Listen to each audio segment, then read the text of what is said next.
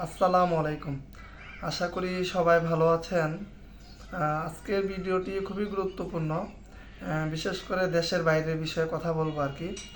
আহ, আমরা যারা অনেকেই আছি ডিপ্লোমা ইঞ্জিনিয়ারিং শেষ করে অথবা এসএসসি বা এইচএসসি ভোকেশনাল থেকে পড়াশোনা করে অথবা বিভিন্ন ট্রেনিং সেন্টারে আমরা অনেকে আছি, ট্রেনিং করতেছি বা আমরা প্রস্তুতি নিচ্ছি যে ইলেকট্রিশিয়ান পোস্টে সৌদি আরব বা কাতার, ওমান বা মিডিল ইস্টের যে দেশগুলো আছে সেগুলোতে যাওয়ার জন্য। তো আসলে আমার এই 4-5 মাসে আমার যে একটা অভিজ্ঞতা হয়েছে, আশা করি আপনারা কিছুটা হলেও উপকৃত হবেন। আসলে কোনো একটা সেক্টরে যখন আপনি কাজ করবেন তখন অনেক কিছু বুঝতে পারবেন। তো আসলে আমি সেক্টরে না আসলে হয়তো আমি বুঝতে পারতাম না। তো যাই হোক, আলহামদুলিল্লাহ, আমি যে বিষয়গুলো আপনাদের কাছে শেয়ার করব, আশা করি আপনারা অনেক উপকৃত হবেন। আমরা যারা সৌদি আরব বা আশেপাশে দেশে যাওয়ার জন্য আমরা প্রস্তুতি নিচ্ছি ইলেকট্রিশিয়ান বা টেকনিশিয়ান পোস্টে, দেখেন মূলত দুইটা ক্যাটাগরিতে লোক নেওয়া হয়। আরও অনেক ক্যাটাগরি আছে, কমন যে বিষয়গুলো আমি শেয়ার করব, একটা হচ্ছে আপনার কোম্পানির মাধ্যমে, আর একটা হচ্ছে আপনার সাপ্লায়ারের মাধ্যমে আর কি, বা বিভিন্ন এজেন্সি যারা কাজ করেন তাদের মাধ্যমে আর কি। তো দেখা যায় এটা একটা থার্ড পার্টি, বিশাল একটা থার্ড পার্টির মাধ্যমে এই জিনিসগুলো হয়ে থাকে। তো যেগুলো কোম্পানির মাধ্যমে, ওগুলা আসলে বর্তমানে কোম্পানির মাধ্যমেও গেলেও দেখা যায় যে যা দেখা ওইখানে গিয়ে দেখা যায় যে সাপ্লায়ার হয়ে গেছে বা থার্ড পার্টি বা 440 মানে মানে মানে এক এক ক্যাটাগরি হয়ে গেছে, থার্ড পার্টি, সেকেন্ড পার্টি, এরকম আর কি। আসলে বোঝা যায় না যে অরিজিনাল কোম্পানি কোনটা। ঠিক আছে, তো অরিজিনাল কোম্পানি যেগুলো, এগুলো লিঙ্কডইনে বা যারা বিভিন্ন কান্ট্রি, বিভিন্ন এইচআর সেক্টরে যারা কানেক্ট আছেন বা বিভিন্ন ইঞ্জিনিয়ারিং ডিভিশনে যারা কানেক্ট আছেন, ওইটা ওনাদের মাধ্যমে হয়ে থাকে আর কি। আর নর্মালি বাংলাদেশে যে এজেন্সিগুলো আছে বা অনেক সময় দেখা যায়, আমরা কিছু সিস্টেম দেখেছি যে ইলেকট্রিশিয়ান পোস্টে বিভিন্ন সার্কুলার আমরা প্রতিনিয়ত দেখতেছি, আমিও কয়েকটা শেয়ার করতেছি। সেটা হচ্ছে কোম্পানি ইন্টারভিউ নেবে। এখানে দেখেন একটা বিষয় সবাই লক্ষ্য করবেন, এখানে কিছু এজেন্সি আছে নিজেরা ট্রেনিং সেন্টার খুলে নিজেরা এটা সৌদি আরবের বিভিন্ন কোম্পানির এমপ্লয়ি হয়ে ওনারা পরীক্ষা নিরীক্ষা নিয়ে থাকেন আর কি। তো দেখা যায় ওনারা পরীক্ষাগুলা নিয়ে থাকেন আর কি। তো এখানে তো বোঝা আসলে খুব টাফ। তো তারপরেও যেগুলা ইন্টারভিউ হয়, ইন্টারভিউর মাধ্যমে আমাদের 3জন ভাই ইলেকট্রিশিয়ান ওনারা গেছে ভালো একটা কোম্পানিতে। আসলে বোঝা খুব টাফ, আপনি আসলে বোঝাটা খুব চ্যালেঞ্জিং। তো তারপরে যেগুলো আপনি বুঝতে পারবেন যে যখন ইন্টারভিউ নিবে, ইন্টারভিউতে আপনার ইন্টারভিউটা কেমন হবে, ওখানে পরিবেশ কেমন, তো সব কিছু আসলে বোঝা যায়। আর এখন তো সব কিছু সহজ হয়ে গেছে, পাসপোর্ট, ভিসা এগুলো চেক করা যায়। তো যাই হোক, আপনারা ইন্টারভিউ দিবেন। ইন্টারভিউ আগে যদি কেউ টাকা পয়সা চায় তাহলে মনে করবেন যে ঝামেলা আছে। আর ইন্টারভিউ দিবেন, ইন্টারভিউতে তো আপনি বুঝতে পারবেন যে আপনাকে কেউ মক্কেল বানাইতেছে কিনা বা কেউ বোকা বানাইতেছে কিনা, এগুলো তো আশা করি আপনারা বুঝতে পারবেন। ঠিক আছে, তো ইন্টারভিউ দিবেন, সব কিছু ঠিকঠাক পর হয়তো ওই এজেন্সি থেকে বলবে যে আপনার ইন্টারভিউ ভালো হয়েছে। এখানে আবার কয়েকটা ক্যাটাগরি থাকে, A B C. A category যারা, ওরা একটা ভালো স্যালারি থাকে।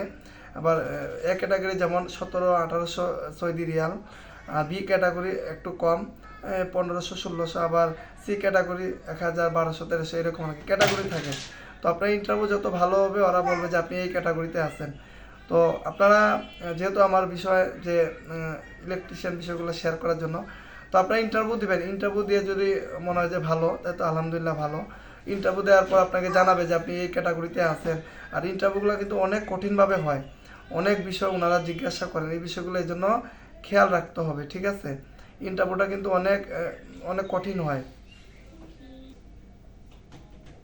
তো এখানে ইন্টারভিউটা কঠিন হয়। ঠিক আছে, অনেক সময় দেখা যায় ইন্টারভিউ আপনাকে আটকাই দেবে যে আপনার ইন্টারভিউ ভালো হয় নাই, আপনি ট্রেনিং করেন।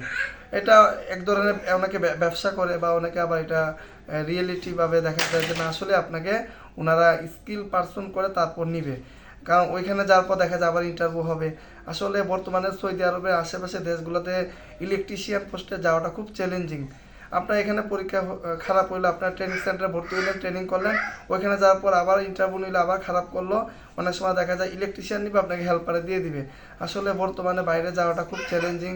আসলে বিশ্বাস বা সব কিছু মিলে অনেক ঝামেলা, কার ভিতরে কি আছে আমরা তো বলতে পারি না। তো তো এইগুলো একটা ক্যাটাগরি। আর দ্বিতীয় ক্যাটাগরি হচ্ছে সাপ্লায়ার। অনেকে আছে কোনো পরীক্ষা নিরীক্ষা হবে না, আপনি সরাসরি অ্যাপ্লাইয়ের মাধ্যমে। আচ্ছা, আরেকটা ক্যাটাগরি যেটা, ওইটা হচ্ছে আপনার কোনো ইন্টারভিউ না, ঠিক আছে।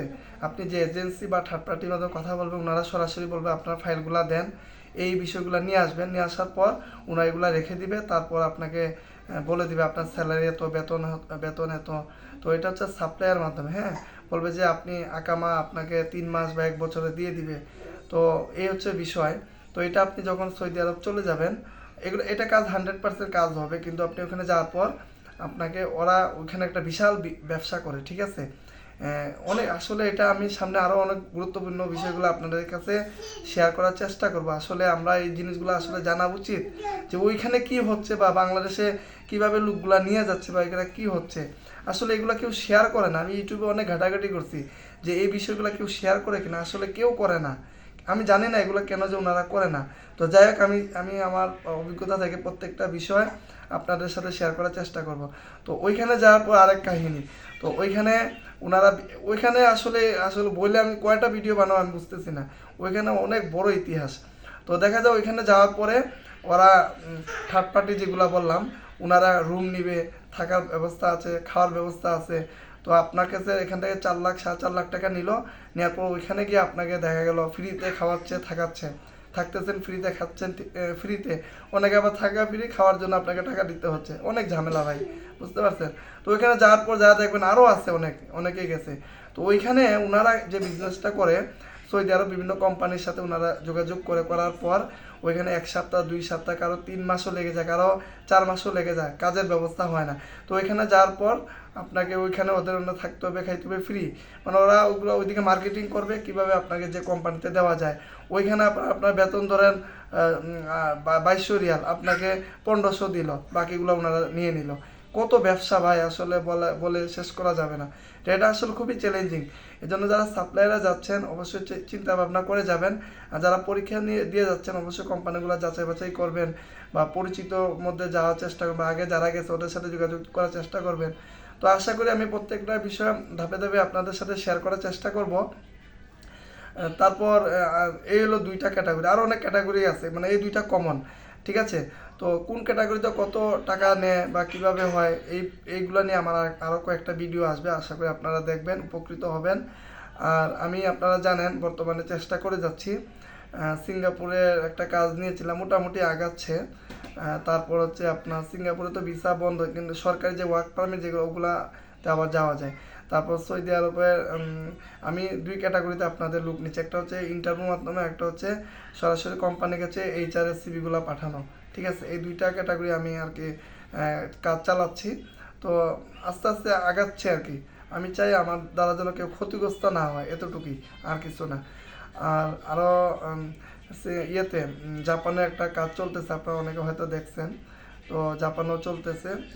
আর আরও কিছু কাজ সামনে আসবে। তো চেষ্টা করব আমার দ্বারা যেন মানুষের একটু হলেও উপকৃত হন আর কি, এ হচ্ছে বিষয়।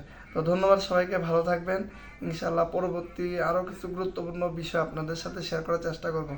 তো ভিডিওটি কেমন লেগেছে বা তথ্যগুলো আপনারা যদি আগে জেনে থাকেন ভালো, বা নতুন যদি জেনে থাকেন অবশ্যই কমেন্টে আপনাদের অভিজ্ঞতা শেয়ার করতে পারেন। ধন্যবাদ সবাইকে, আসসালামু আলাইকুম।